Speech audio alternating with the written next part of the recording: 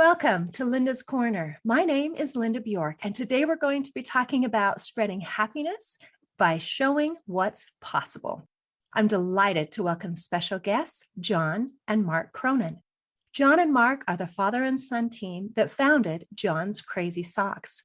John is an entrepreneur who just happens to have Down syndrome. You may know John and Mark by being named EY Entrepreneurs of the Year, or for testifying before Congress, or for speaking at the UN.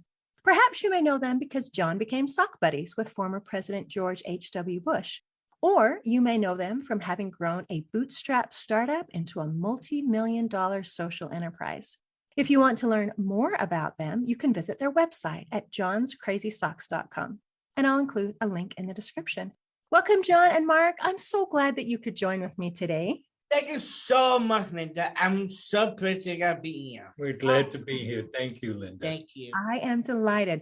And before we started here, we were just chatting about how it is to be able to work together as a family and having that father, son, and you've even included Mama Bear in the mix, and to be able to work together and still like each other is amazing.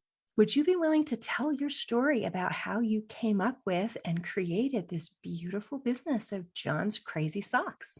Sure. I mean, our origin stories matter, right? They give us our DNA. They do. So we just celebrated our 5th anniversary. Congratulations. So if you go back 5 years, go back to the fall of 2016, and our story starts. Small cabin in the woods. A small log cabin in the woods. Really? No.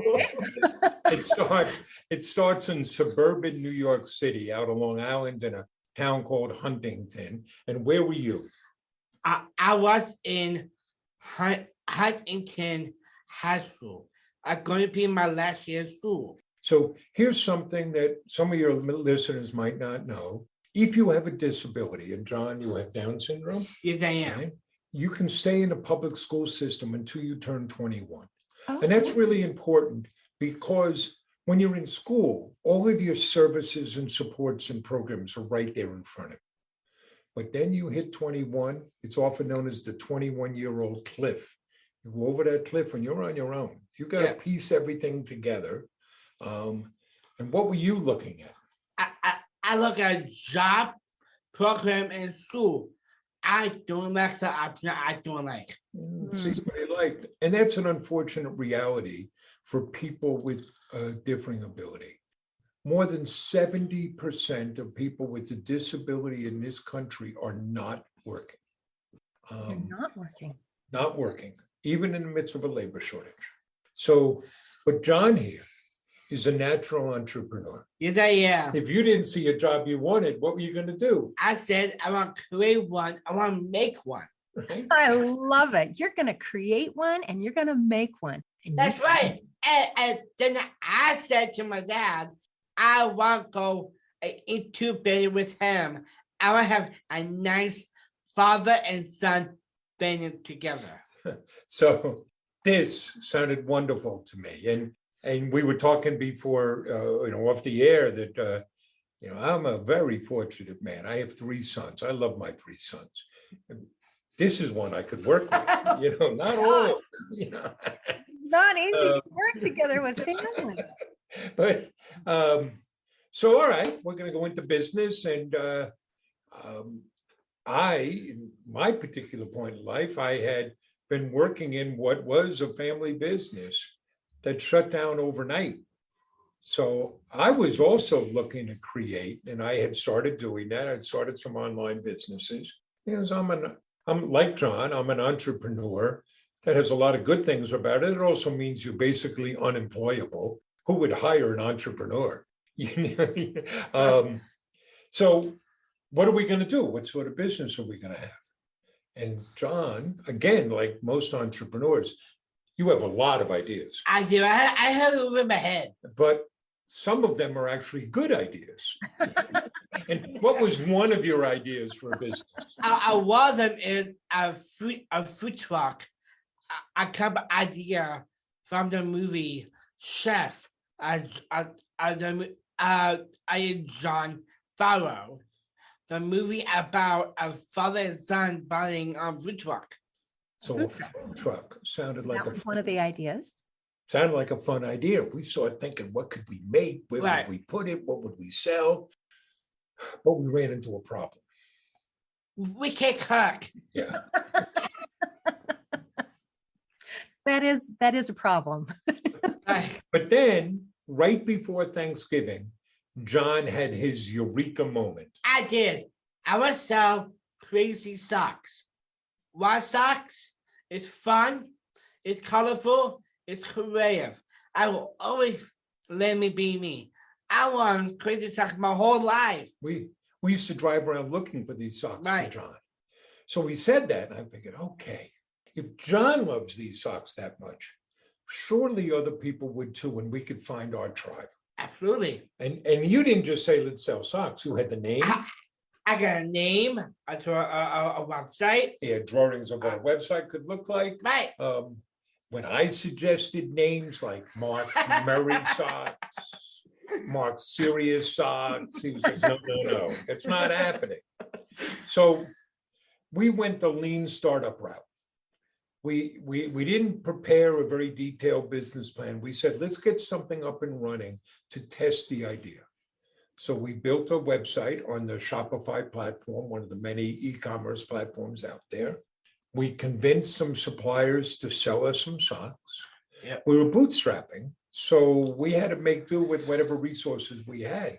The only advertising we did was to set up a Facebook page, and we made videos. I would take out my cell phone, and who was in those videos? I am. I'm talking about socks.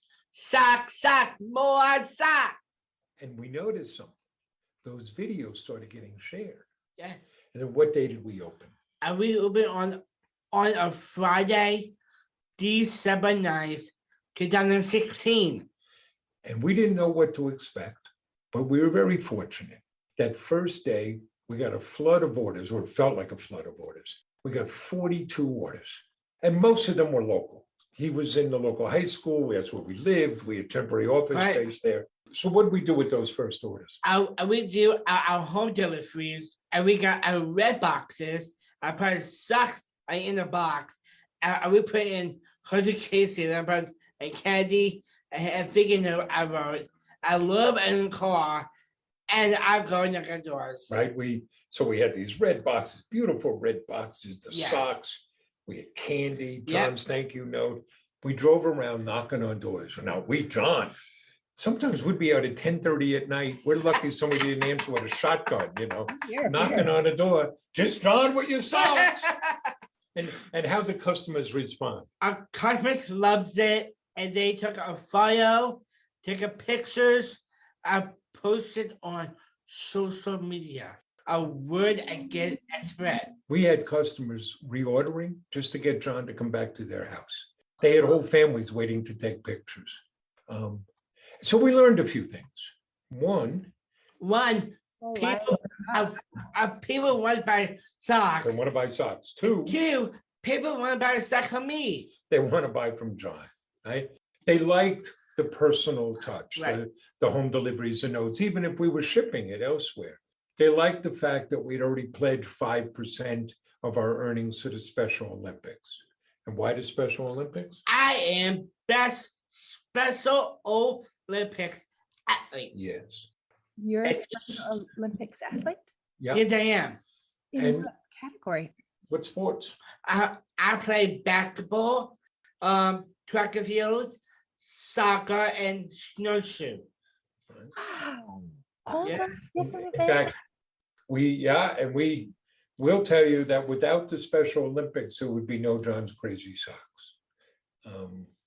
But we learned something else by just going and doing. We started hearing from people telling us that John was an inspiration to them. It was very emotional. It was families, particularly with young children who might have a disability or who had a relative. And that this really meant something to them. We were hitting a deep emotional chord. And by doing, we learned something else. We learned that this young man, Yep, and this is old man. this old man, Hell. we could sell socks. So that's how we got started. Right. And that was 5 years ago. It's been a wild ride since, but to give you one idea, when we started, we had 37 different types of socks, all of which we bought from somebody else, and we could put them all on one table. Today, we have over 4,000 different socks. Yeah. We have a large warehouse. This makes John the owner of the world's largest sock store. Congratulations. We're not outselling Walmart or Target, but in Fantastic. terms of choice, nobody has the choice that John's Crazy Socks has. That is impressive. Congratulations. Thank you so much. Big for the table now. Way too big for the table. But we're still doing home deliveries. How? When you do that many? It's simple. I mean, listen, we've now shipped over 360,000 packages to 88 different countries. But if we get an order between our office and our home, on the way home, John's knocking on doors. Yeah. That's beautiful. So even though you can't personally deliver every single sock to every single person in every single country, those that you can do, you still do. You like doing that, don't you? I do. I did the one in Pittsburgh. Oh, we did one in Pittsburgh once, right? Because if we're going to travel, if we have an order from that area, we'll go and deliver it. Right. That is beautiful. And do they still come in a red box? We still use red boxes. Yes, if it depends on the size of the order, but part of our core, and I could walk through our pillars, is to make everything as personal as possible. There's the red box. And every order still gets a thank you note from John, still gets candy. Right. On the packing slip, you will see a picture and the name of the person who packed your order, because we want everything to be personal.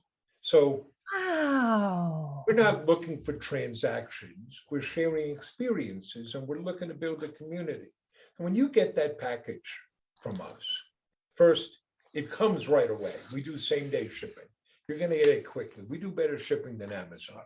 Right? But Jeff Bezos and Amazon, he's not putting a thank you note and candy in those Amazon packages. I do. And you do. When on the outside of your package, you're going to see John's smiling face.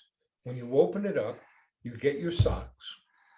You get the thank you note from John. Yes. I think you have one here, yes? Yeah, I do. I'm always down. You get the thank you note from John. On the back side of that, he tells the story of John's crazy socks. Here's the So there's a sample. Oh. Back you get the story.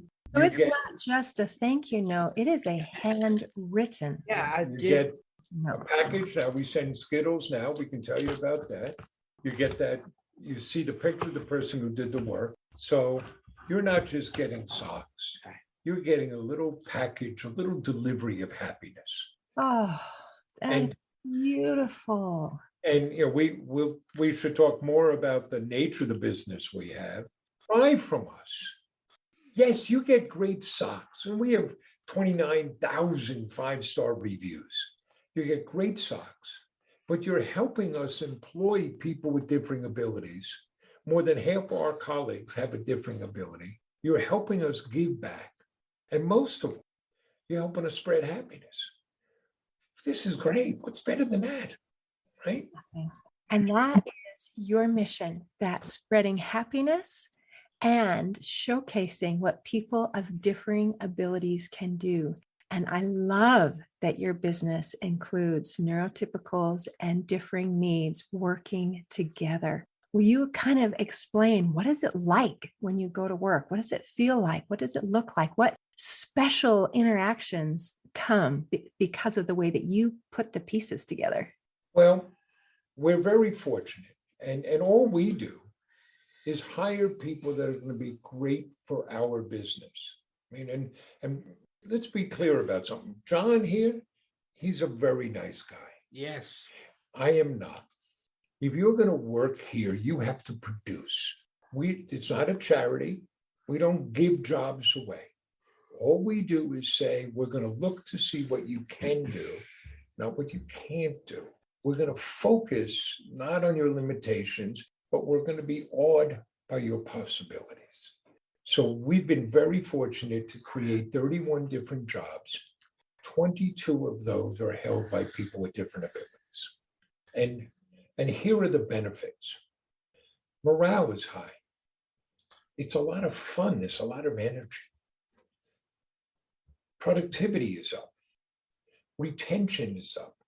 And it helps us recruit people, right? Because, in fact, we just recorded our second TEDx talk. And the theme of that talk is, it's not hiring people with different abilities is not altruism. It's good business. And we make the business argument for doing it. First, there's a labor shortage. We hear all the time, employers say they can't find enough good workers. Yet we have no trouble filling our jobs simply because we're willing to consider people with differing abilities, who, as John says, they're ready, willing, and able to work. Absolutely. Right? Again, they have to be able to do the job, but they can. So you get that. You get people that are hungry to be there and want to work. So it gives you a competitive advantage over other companies. Not just us, not just small businesses. I'll give you an example. There's a small software company in Redmond, Washington. You've probably heard of them. They're called Microsoft. So Satya Nadella, their CEO, happens to have a son with CP. He picks his head up and says, we're always struggling to find enough good technical workers. How come we're not hiring more people with autism? Because many people with autism have great programming skills or technical skills. Well, that's an easy one to answer because they couldn't get past the interview.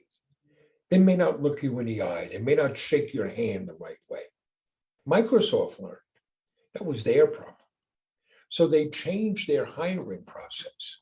Now they hire people with differing abilities and they hire them in droves. And that gives them a competitive advantage over other companies that can't find enough good workers.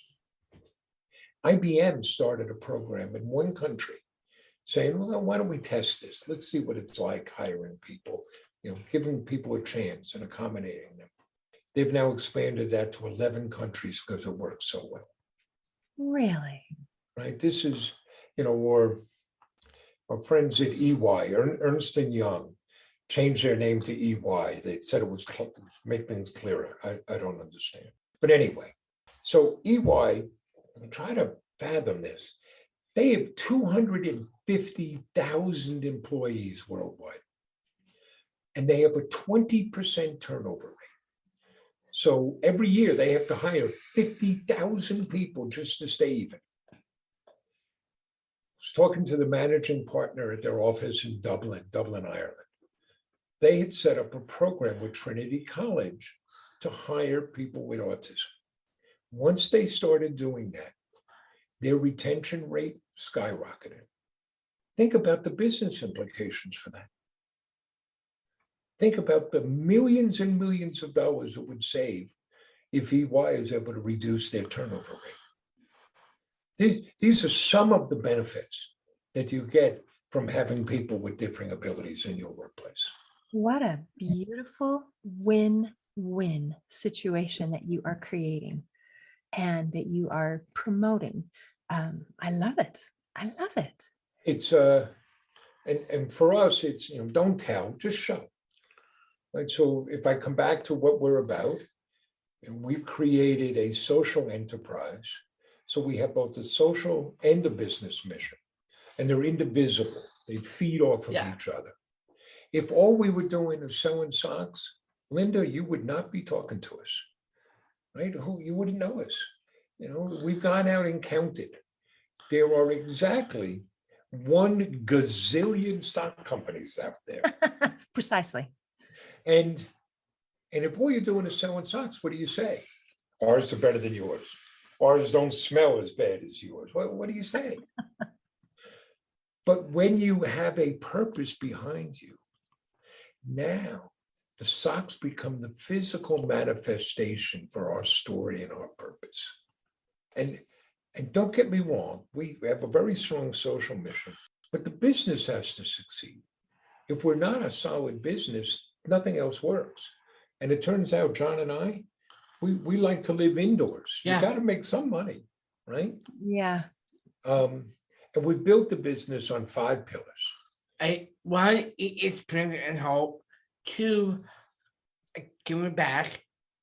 3, fun products you can love. 4, make it personal. And 5, make it a great place to work. So, let me kind of run through those quickly.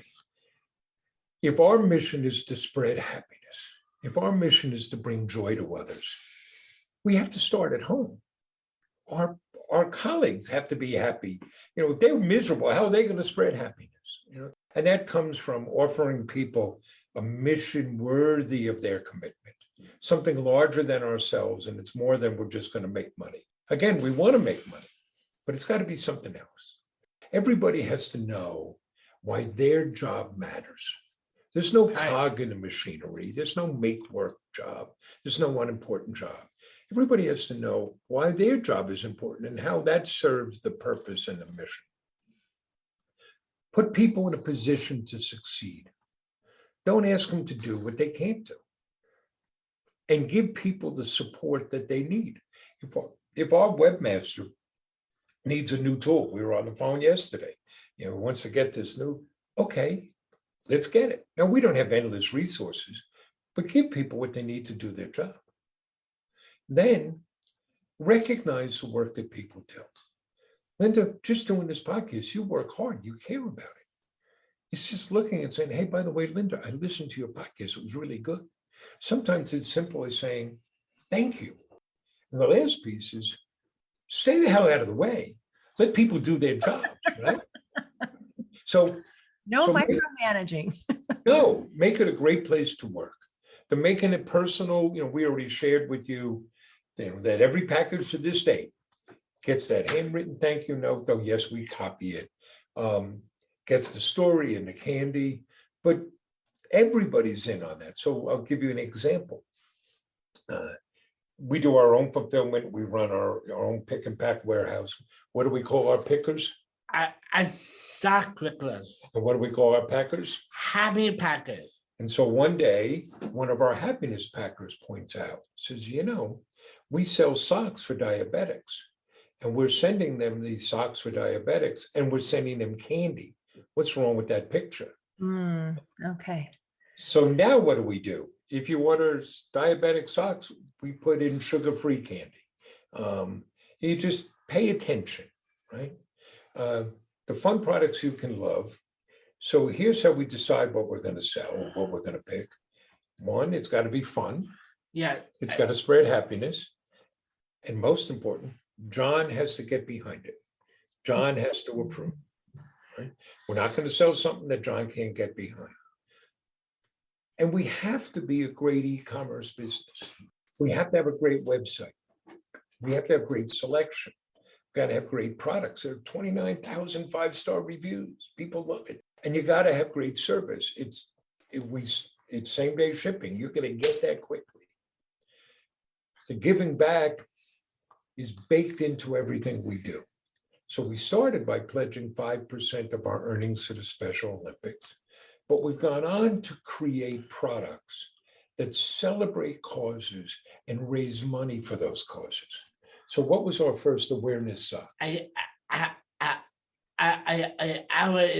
Down syndrome awareness sock. Down syndrome awareness sock.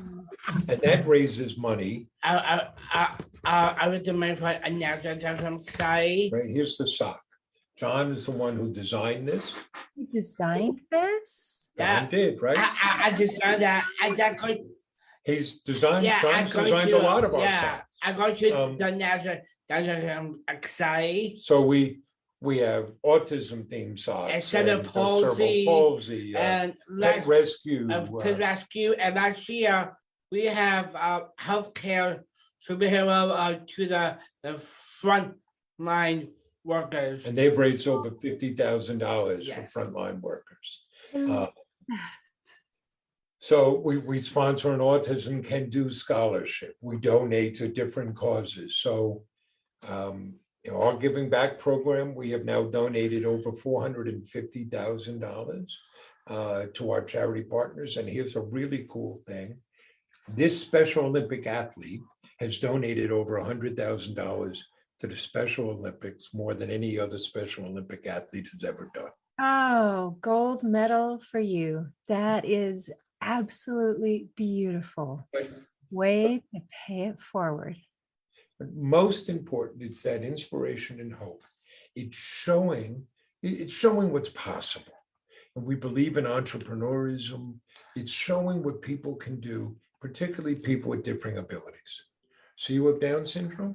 Yes, I am. And what do you say about that? I have Down syndrome. Down syndrome never hold me back. It does not. And John, we don't say, okay, well, you have Down syndrome, we have to hide you. We put them right up front. You're the face of the business, right? Your name is on the business. Your base is the logo. Absolutely. That's why you can't get a blue mohawk. You got to look the same way your whole life. We hire people with different abilities. So, year round, 31 people, 22 of whom have a differing ability. And that's not enough. We want to show people. So we create content for our social media sites. We host school tours and work groups. We go on speaking engagements. Pre-pandemic, we crisscrossed Canada, the US, Mexico. Now we're doing things virtually. We've spoken around the world. We do advocacy work and stand up for the rights of people with different abilities. So we've testified twice before Congress, spoken at the United Nations. Yeah. We're very fortunate because the business has given us a platform where people are willing to listen. And that creates an obligation, a responsibility on our part to make use of that, right? To do something with it.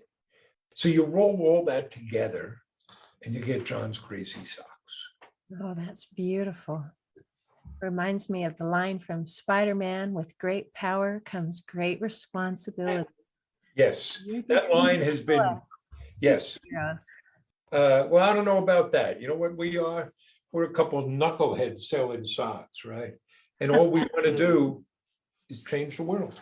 Yes.